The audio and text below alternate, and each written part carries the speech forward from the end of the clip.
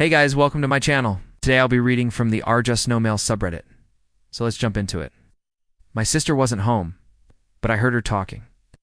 My older sister is 19 and has always been super independent. She works 2 jobs to put herself through college and has always had a very strict sleep schedule that she sticks to religiously. She was off at university for the week, while our parents were out of town, so I hadn't seen her in a few days. My dad messaged me yesterday asking where she was because he couldn't get a hold of her.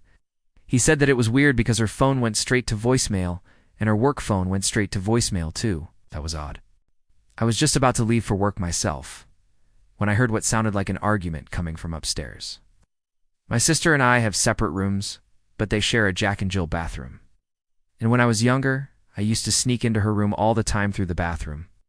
That bathroom is tiny with only one door and no window, and I could easily fit under the door, which I did countless times. Anyway, I started hearing this very heated discussion and I just stopped what I was doing and listened. It sounded like it was my sister on the other side of the door. Her voice was raised and she was responding to someone else who sounded male. I couldn't hear what was being said, but it was obviously getting more and more intense. There was banging and commotion going on.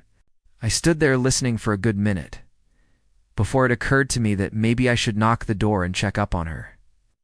After all, we were alone in the house and the front door was locked. So how could someone be in the bathroom arguing with my sister? Just then, the commotion outside the bathroom stopped and everything went silent. A minute passed and then my sister's door opened. It was my mom. She looked completely fine. She didn't look flustered or stressed like you would expect after a fight. She asked me if I'd seen my sister, and I told her that I hadn't. She seemed surprised by that and asked when I last saw her. I told her that I'd seen her a few days ago. When our parents were still in town, she must have gotten home last night while I was asleep.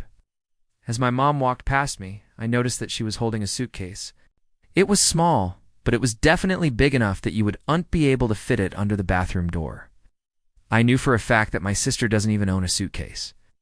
It suddenly occurred to me that this might have been a very inappropriate thing to do. But I followed my mom out of the bathroom and into the kitchen, where she set the suitcase down.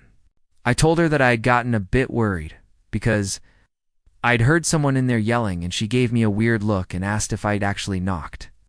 I admitted that I hadn't, and that it was probably none of my business anyway. She told me that it wasn't anything to worry about and that I should go to work. I tried to get back to my day, but it was really hard to focus. The whole situation was just unsettling to me.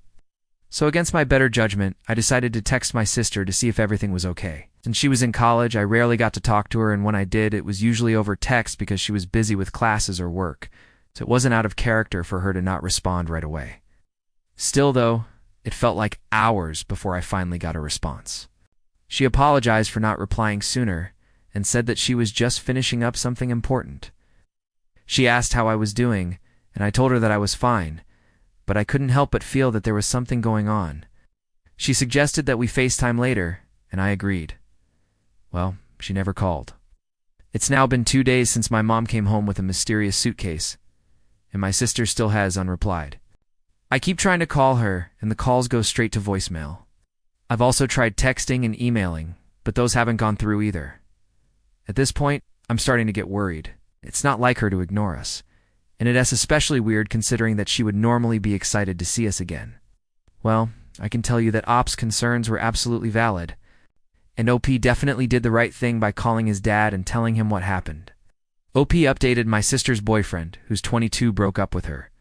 He apparently drove home from college to do it. According to my mom, she and my sister had a huge fight last night, and he broke up with her. Packed up his stuff, threw it in his car, and left. I don't know the details of what they were fighting about, but I guess that it got pretty bad. I was extremely relieved to hear that everything was okay. My sister is stubborn as hell, and I was worried that she might hurt herself if she got really upset. Thankfully, it seems like she'll be all right. Also, Op, I think that it was great that you checked in on your sister. You might have stopped whatever she was doing, but you also could have potentially saved her life. Sometimes people don't realize how serious their problems are until it's too late. And if your sister was in danger, you could have been the one to save her. I also want to say that I think that your mom handled the situation appropriately. Instead of letting OP know what was happening, she tried to protect him and make sure that he didn't get involved. She didn't want him to walk in on her and her daughter fighting. and it's understandable why she didn't want him to see his sister with a broken heart. It sounds like your mom cares deeply for both you and your sister, and she wants what's best for you both. So next time you hear some commotion coming from your sister's bathroom, I recommend knocking on the door and checking in on her.